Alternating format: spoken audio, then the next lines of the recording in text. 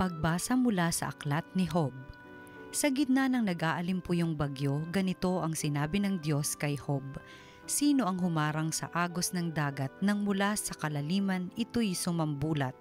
Ang dagat ay tinakpan ko ng makapal na ulap, kaya ang karimlan dooy lumaganap. Ang tubig ay aking nilagyan ng hangganan upang ito'y manatili sa likod ng mga harang. Sinabi kong sila'y hanggang doon na lang, huwag nang lalampas ang along naglalakihan. Ang salita ng Diyos. Panginooy papurihan sa pag-ibig niya kailanman. Mayroong naglayag na lula ng barko sa hangad maglakbay. Ang tanging layunin kaya naglalayag upang mangalakal. Nasaksihan nila ang kapangyarihan ng Panginoong Diyos, ang kahangahangang ginawa ng poon na hindi matarok. Panginooy papurihan sa pag-ibig niya kailanman. Nang siya'y mag-utos, nagngalit ang dagat, hangin ay lumakas, lumaki ang alon, na kung pagmamasdan ay pagkatataas. Ang sasakyan nila halos ay ipukol mula sa ibaba. Kapag naitaas, ang sasakyang ito'y babagsak na bigla. Dahil sa panganib, ang pag-asa nila ay halos mawala. Panginooy papurihan sa pag-ibig niya kailanman. Nang nababagabag sa Panginoong Diyos sila ay tumawag. Dininig nga sila at sa kahirapan sila'y iniligtas. Ang bagyong malakas pinayapa niya't kanyang pinatigil. Pati mga alon na naglalakihan ay tumahimik din. Panginooy papurihan sa pag-ibig niya kailanman. Nang tumahimik na, sila ay natuwa. Naghari ang galak at sinapit nila, yaong pakay nila sa ibayong dagat, kaya't dapat namang sa Panginoong Diyos ay magpasalamat dahil sa pag-ibig at kahangahanga niyang pagliligtas. Panginooy papurihan sa pag-ibig niya kailanman. Pagbasa mula sa ikalawang sulat ni Apostol San Pablo sa mga taga-Korinto. Mga kapatid, ang pag-ibig ni Kristo ang nag-udyok sa akin, ngayong malaman kong siya'y namatay para sa lahat at dahil diyan, ang lahat ay maibibilang ng patay. Namatay siya para sa lahat upang ang mga nabubuhay ngayon ay huwag nang mabuhay para sa sarili, kundi para kay Kristo na namatay at muling nabuhay para sa kanila. Kaya ngayon, ang pagtingin namin kanino man ay hindi na batay sa sukatan ng tao. Noong unay gayon ang aming pagkakilala kay Kristo, ngunit ngayoy hindi na.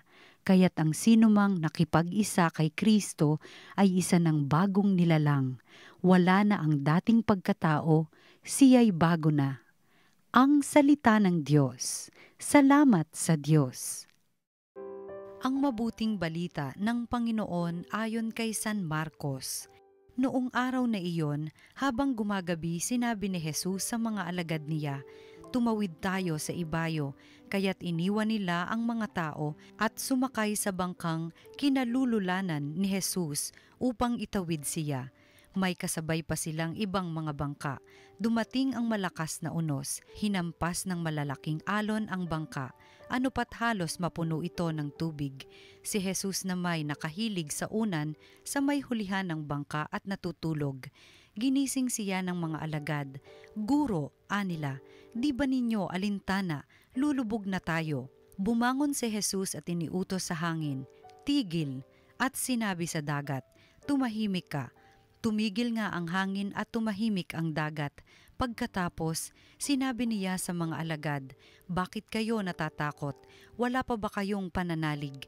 Sinidlan sila ng matinding takot at panggigilalas at nagsabi sa isa't isa, "Sino nga kaya ito?" At sinusunod maging ng hangin at ng dagat. Ang mabuting balita ng Panginoon. Pinupuri ka namin, Panginoong Hesukristo.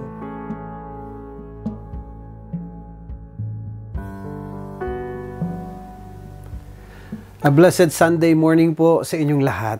today's gospel is a very dramatic gospel in a certain way. Sapagkat dito ko po nakita na talagang tayong lahat makaka-relate sa gospel na ito. Especially with these words from those who were with our Lord sa bangka. Ano ang sabi nila? Lord, do you not care if we drown? Lord, para bagang, ano ba Lord? Wala ka bang pakialam kung kami malulunod? Eh ako natawa dito, and I think it's dramatic in a certain way because one, have they forgotten that Christ Himself was also in the boat? Parang tatanungin, ano ba, hindi ka ba nagmamalasakit na kayo malulunod? Di mo nalimutan, kasama din siya kung malulunod kayo. Kung lulubog ang bangka, kasama din siya sa malulubog. And in a certain way, that question is, sabi ko nga, a question that we all somehow ask sometimes, and hindi lang yun, naririnig natin mula sa iba. Lalo na ako.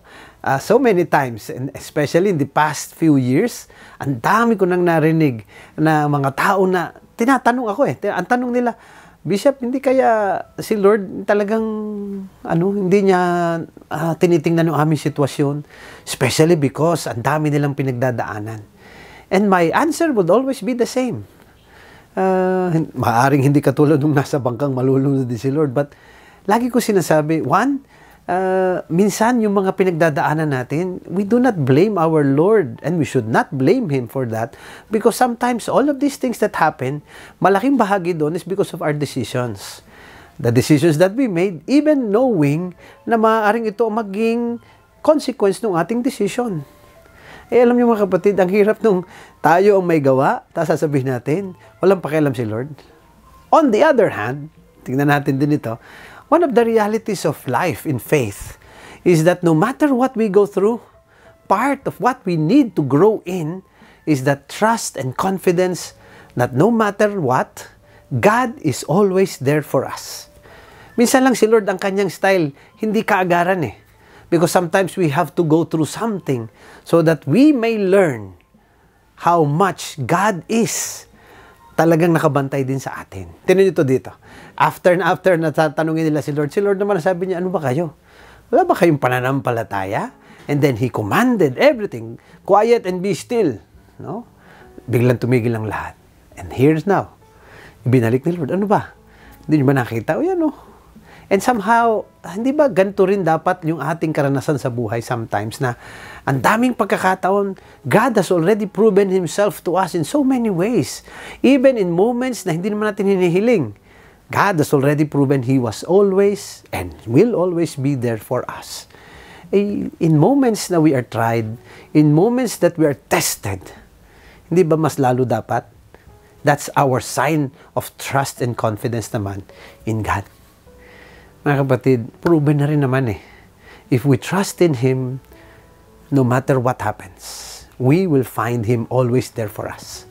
At di niya tayo pababayaan na mapahamak sa kahit ano.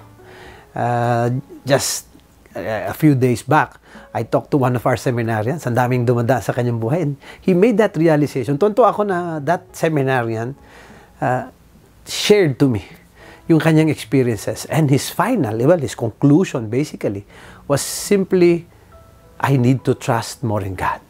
Because God has already proven to me, He will never forsake me. Mga kapatid, tayo ba? Do we still have that faith in God, no matter what? Well, magandang tanong po yan for today's gospel. At ito po muli si Bishop Juni, reminding always be blessed and be a blessing.